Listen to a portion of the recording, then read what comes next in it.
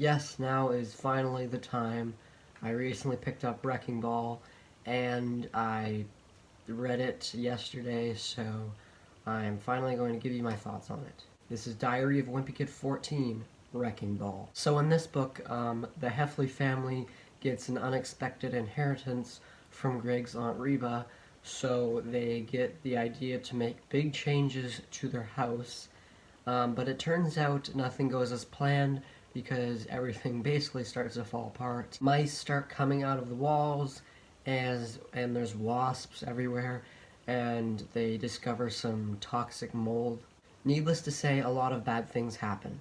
They end up getting a lot of complaints from neighbors to the point where the deal with the renovation is completely off. They decide the next best thing would be to move to a new house, and everyone is on board because they find the perfect house, so they start packing. But unfortunately, the moving truck comes a week early, so they have to pack a lot more early than they were expecting. Problems arise when they rush to start packing everything else into the truck, and they end up moving their hot tub over the roof, which then damages the chimney and falls straight through the house, which of course the people who were planning to buy the house end up dropping out of the deal. So what did I think of it? Surprisingly, I actually really liked this book.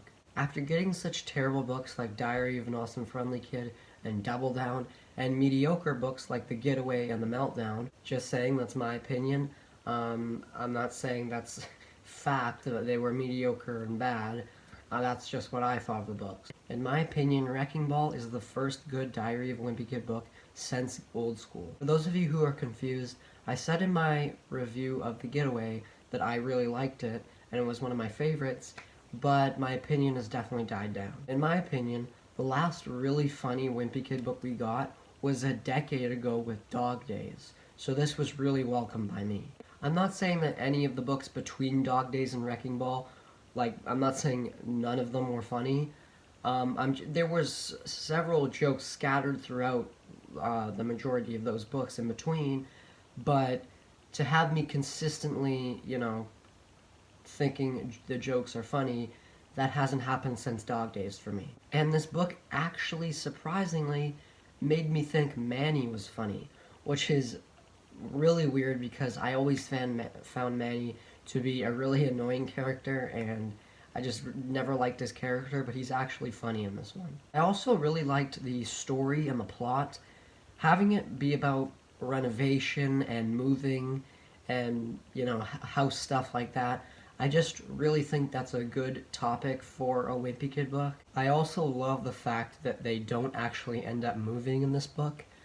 When I was reading it, I kind of had in my, I kind of thought they maybe would end up moving at the end of the book, but they actually don't end up moving, and I thought that was a really good decision, because it just kind of makes that message a lot better, because it just shows you that moving is not always easy and house renovation is not always easy, and that is something that I really, really like about this book.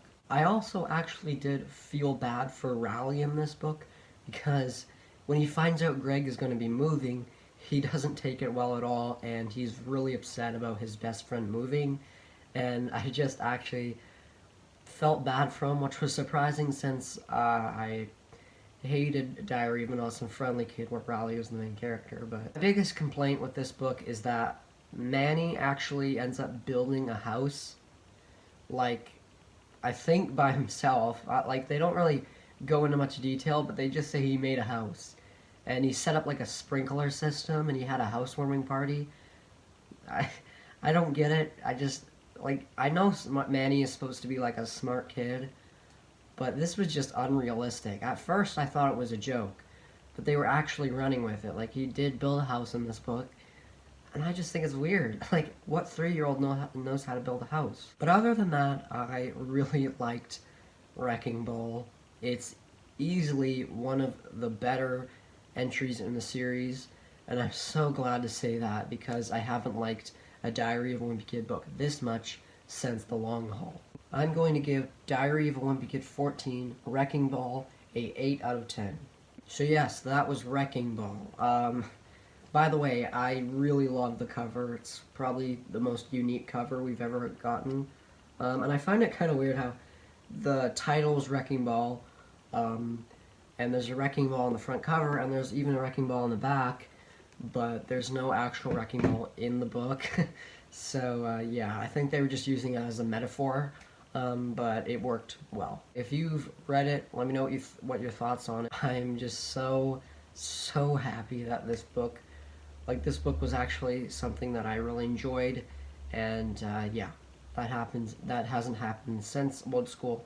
Technically since Getaway, because when Getaway first came out, I really loved it, but it's definitely died down for me. I don't like it that much anymore. It's not like a bad book, but it's just kind of went down in my list of the best books, and yeah. So those are my thoughts. My next review will probably be coming soon. I have a book that's supposed to be coming in tomorrow that I plan to review. I'm not going to tell you what it is yet. But it's not a new book. It came out this year, but it came out in February, so I'm very late to it. But I just decided to get it now because it looks interesting. Hope you guys enjoyed this video. I will see you guys in the next one. Have a good night.